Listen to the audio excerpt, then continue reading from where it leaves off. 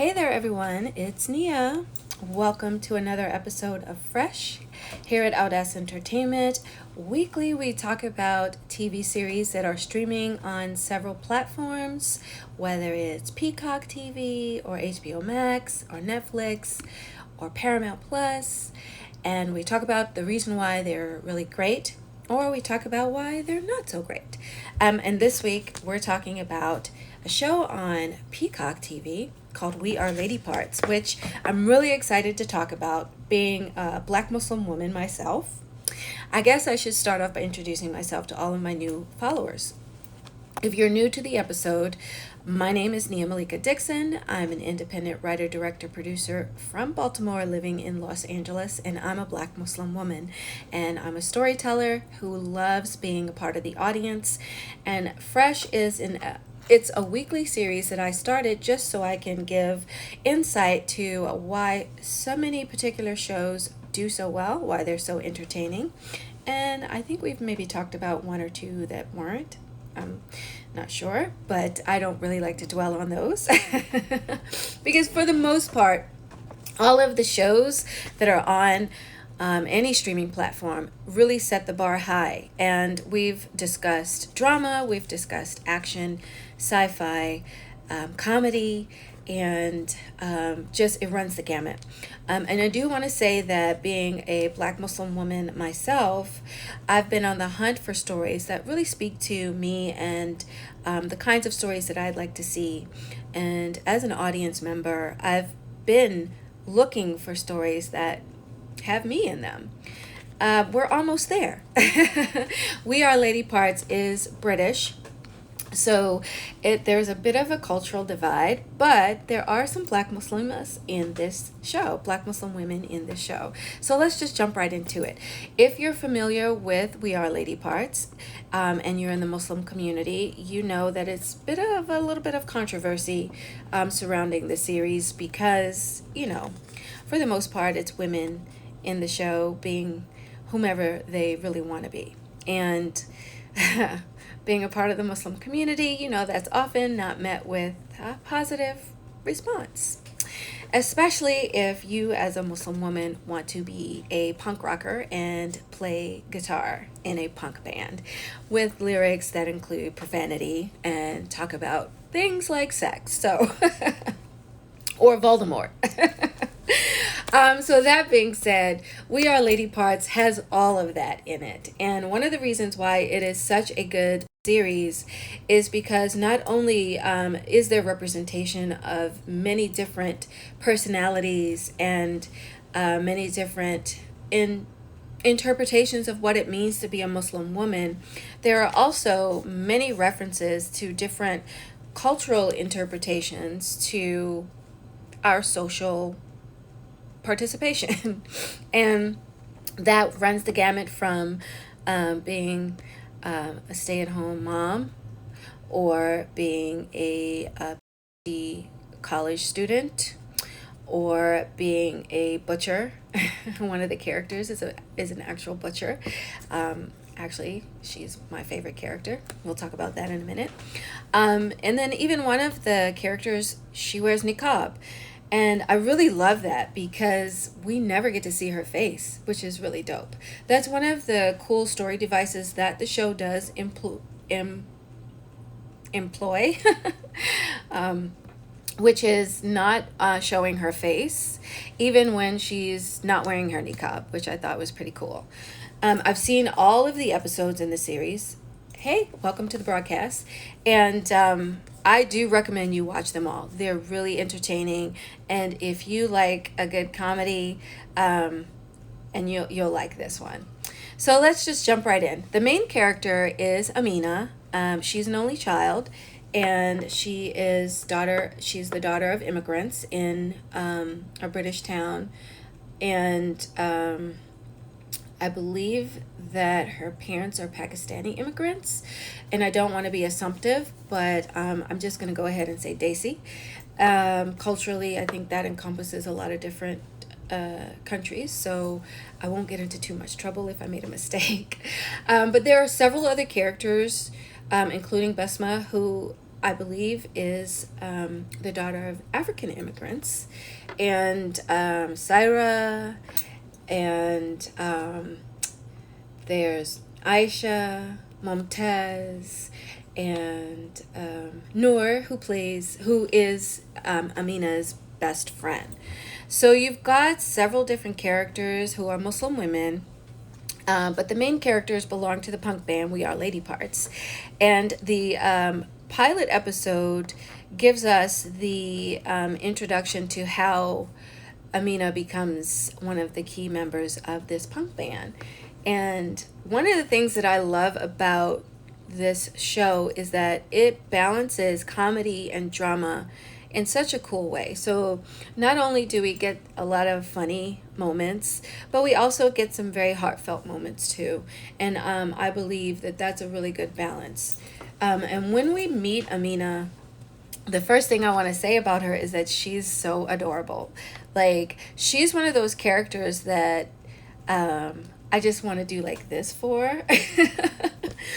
And she really does touch your heart. She's very sweet. She's very earnest. And she really wants to be a good person, which is always a great characteristic in your main character. She's not very two-dimensional, which is also another great characteristic. That I want to say. Although she is cute and she wants to be a good girl, she also has quirkiness about her that makes her so interesting. And one of the story devices that the show uses is that we get a peek into her imagination. So not only do we get to see her as a character in her element, but we also get to see her in her own imagination. So when she's in a moment, and then there's voiceover, which is not intrusive either. So there's like two different story devices going on. However, they're very seamless. And so even when she's in a moment, like for example, she's on a date, but we get some insight into what she's thinking and feeling, and that plays out comedically often. So that is pretty cool. So she's not two-dimensional. She has depth. And one of the cool things about her is her sense of humor. And that I think you'll be entertained by. So Amina is a lot like most Muslim women that I know who are confronting their identity with regard to who they want to be once they leave their parents' homes. So she's a college student, and she's, I believe, getting her PhD in microbiology. And she definitely wants to get married. And usually that's our transition as Muslim women when we leave our parents' home. And I love the way that the show kind of shows that not only from Amina's perspective, but also from her best friend's perspective. And her best friend's Noor, and her best friend we'll talk about in a minute because she's a little problematic, but problematic in an entertaining way. I want to say that Noor is the epitome of the idealistic Muslim girl, and she's getting married, she's engaged, and Amina is her BFF, and she's helping out with her engagement party, and she's so excited to be a bride. And so we get to see that. Hey, welcome. But we also get to see Amina's perspective, because she's like, I want to do that too. However, that may not necessarily be for Amina, because Amina loves music and she loves playing. And when we first meet her, she's teaching kids how to play guitar, even though she's really badass at it. And the cool thing is she has her parents' support. And so even though she wants to be this traditional good girl Muslim and get married like her BFF Noor, that's not necessarily who she is. And so one of the cool things is Amina's mother has such a great characteristic where she has no filter. And she's kind of at that point in her life where she's like, I'm past the age of holding my tongue. I'm going to tell you everything I'm feeling. And one of the funny exchanges is when she talks about how she married Amina's father, and it was kind of like an arranged marriage, but she's like, now that she's older, she looks back on it and she's like, yeah, I made that quote unquote mistake, but she really loves her husband. And she says that she doesn't want that same thing for Amina, to be in this arranged marriage situation, to marry somebody she doesn't really know. And so her mom's pretty badass though, and her dad's super supportive, especially with her music. And I think that has a lot to do with the fact that her dad is a music fan as well. So before I get into like all the story, I'm not going to spoil it for you. I'm just going to say watch all of the episodes, because Amina's arc does take her somewhere that's unexpected but also very, very joyful, especially if you love punk music. And then I want to just go back to the characters, because characterization is so important for good storytelling. And you know, when you are in this show, it's easy for you to get caught up in all the different characters, and they're very like I said, diverse. They're very different. And so you get to see Besma, who's a black Muslim woman. She's married and she has a daughter, and her daughter's pretty dope. Her daughter's so smart and funny and just so cool. But you also get to see her perspective of being a part of this band. Even though she doesn't work and she's a quote-unquote stay-at-home mom, she really does pursue her art. She's an artist, and she also plays in the band. So we get to see her contribution to the band. We also get to see her insider life with her husband. But then you also get to see a niqabi and how she acts and her family acts about her being in a... Well, she's technically not in the band. She's the band manager, which is pretty dope. And then Saira, she's the one who's my favorite. She's the butcher, and she's the one who recruits Amina to join the band because, as she says, we need a lead guitarist. And so that's what takes us on this journey of getting Amina to join the band and getting the band up and running. And the songs that they perform are very much reflective of their individual experiences, which is pretty dope. Although there's a lot of cussing. So there are some Muslims who are going to be like, yeah, this is not representative of us. But let me tell you, as a Muslim woman who cusses, I really saw myself in it. So if you're a Muslim woman who uses cuss words, you're going to love it. I'm just going to say that. But the bottom line is, this is a very well thought out story. The characters are very well developed. They're so cute. They're so entertaining. They're individuals. They have depth. And the music is really dope. The balance between comedy and drama is really cool. Although there are some moments where I felt like I wanted more comedy than drama. And I think that has a lot to do with some of the dramatic moments felt like they didn't really know how far to take it. And so like when you're a little hesitant to take your scenes a certain length or a certain depth, it kind of shows. And it felt like some of the dramatic scenes were a little lacking. But I feel like that has a lot to do with the fact that it's a new show. And so some moments I felt like it took me out of the story a little bit because they were being too careful with their storytelling. And I just want to say, if you're creating a series, just don't hold back, because we as the audience can feel it when you hold back. And I'm sure that there are some things that were left on the writing room floor that we could have definitely benefited from seeing and experiencing. I do want to say that I really love being in Amina's imagination, and I love her voiceover. It took me to like Scrubs, like OG Scrubs, not the new next generation Scrubs, but like if you're a fan of Scrubs, you're gonna see like there are some parallels, and I really enjoyed that because that was one of my favorite shows. And then being British, there's like a little bit of a cultural divide, but because we're all Muslim all over the world, there are so many things that connect us that are just not culturally like different. Because we're Muslim, it kind of connects us. Like, for example, wanting to be a good girl and get married. And that's something that's universal in the Muslim community, especially speaking from my perspective. You know, I was 18 when I got married because I thought that's what good Muslim girls do, you know.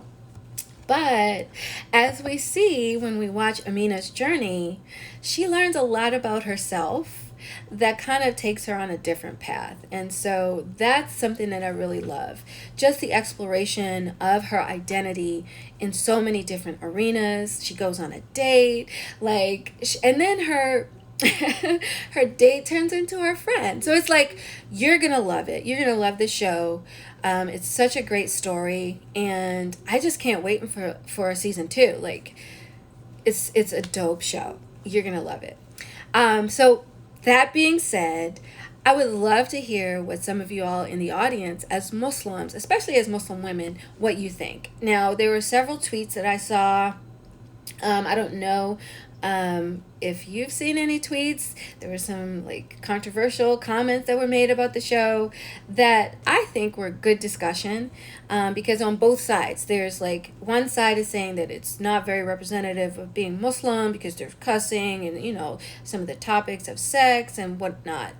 But as a Muslim myself, I feel like these are great topics to explore because they show our humanness, and because, you know, this is stuff that we go through. So it's like, on the one hand, there are Muslims in the community who are like, don't show all this stuff because, you know, it's not representative of what we want to talk about. Then on the other hand, there are people like me who are like, yes, this is really what good storytelling is, because it explores all facets of us being human, being Muslim, and how we juggle all that stuff.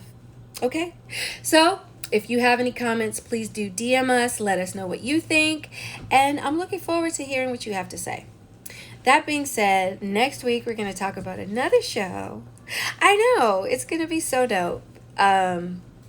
This one was fun. This one was really fun. As a Muslim, I really enjoyed watching We Are Lady Parts. And go on YouTube and find some of the music because you're going to love it. If you like punk music, you're going to love it. All right, guys, I'll see you on the next broadcast where we're going to be talking more about story.